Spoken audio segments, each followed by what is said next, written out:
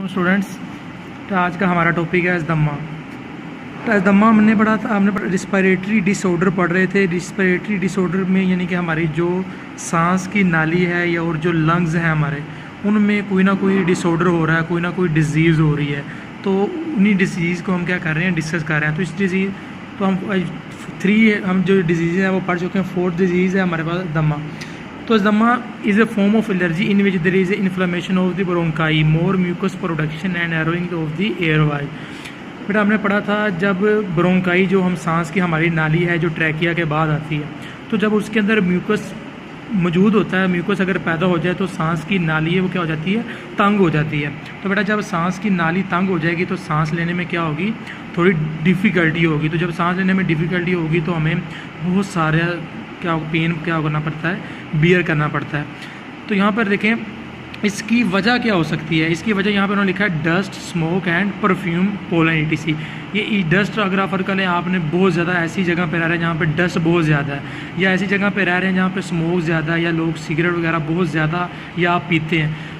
अगर जो लोग सिगरेट वगैरह ज़्यादा पीते हैं उनके अंदर सांस के जो इश्यूज़ हैं वो क्या होते हैं, ज़्यादा होते हैं। आप लोगों ने पढ़ा होगा उन्हें लंग कैंसर हो जाता है। तो लंग कैंसर इसी वजह से हो जाता है क्योंकि जो कार्सिनोजेनिक केमिकल्स होते हैं उनके लंग्स के अंदर जमा होते रहते हैं, जिससे जो ब्रोंकाई की जो दीवारें हैं उनके अंदर क्या हो जाता है, म्यूकस भर जाता है, जिससे सांस लेने में क्या होती है, दुश्वारी होती है।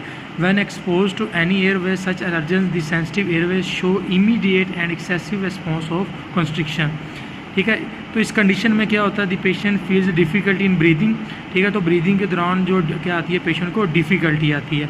The symptoms of asthma are vary from person to person. ये हर शख्स को इसकी जो अलामात हैं वो क्या होती हैं, डिफरेंट होती हैं। The major symptoms including shortness of breath with exertion at night, यानी कि जो शॉर्टनेस ऑफ ब्रीथ का मतलब है सांस सही तरीके से ना आना। विजलिंग sound when breathing out, calf and chest tightness. Chest बेटा इसमें क्या हो जाती है, हमारी छाती जो होती है वो क्या हो जाती है, काफ़ी ज़्यादा टाइट हो जाती है, जिससे सांस लेने सही तरीके से लिया नहीं जाता। तो अब बेटा इसकी वजह क्या है, तो इसकी वजह हमारे पास पोल्यूटेंट्स हैं। जो लोग ज़्यादातर सिगरेट वगैरह पीते हैं उनके अंदर ये इनके चांसेस होने के ज़्यादा होते हैं। The chemicals which with the ability to dilate the bronchi and bronchioles are used in the treatment of asthma. Such medicine is given in the form of inhalers।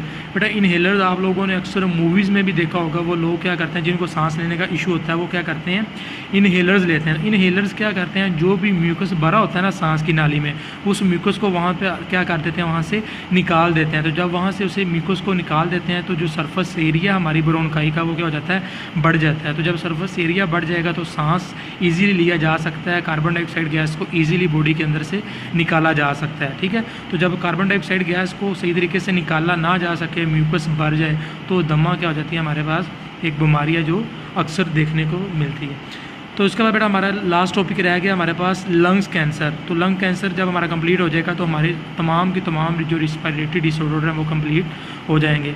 तो ये टॉपिक आप लोगों ने अच्छे तरीके से कर लेना है। ये बोर्ड में आप लोगों को जो रिस्पिरेटरी डिसऑर्डर में कोई से 2 पूछे जा सकते हैं, तो आपने उन पर नोट लिखना है। तो इसको आपने अच्छे तरीके से समझना है, और अगर किसी का कोई भी क्वेश्चन और टॉपिक के रिलेटेड वो पूछ सकता है। अल्लाह हाफ़िज़।